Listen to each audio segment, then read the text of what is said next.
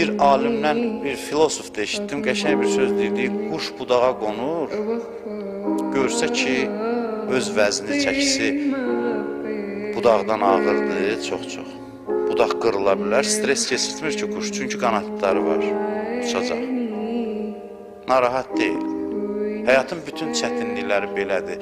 Sən bir gün pərvaz eləyəcəksən və yadından çıxacaq ki, o dərdlər vardı, problemə çevirmişdir. Ruh bədəndən çıxan kimi heç ağrısı qalmayacaq canında.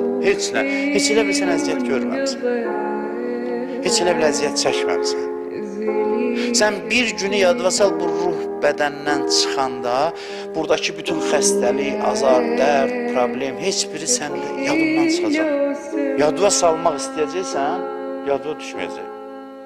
Oturub fikirləşəcəksən, heç nə hiss eləməyəcəksən, heç elə bil olmamış kimidir. Sən demək heç yox imiş.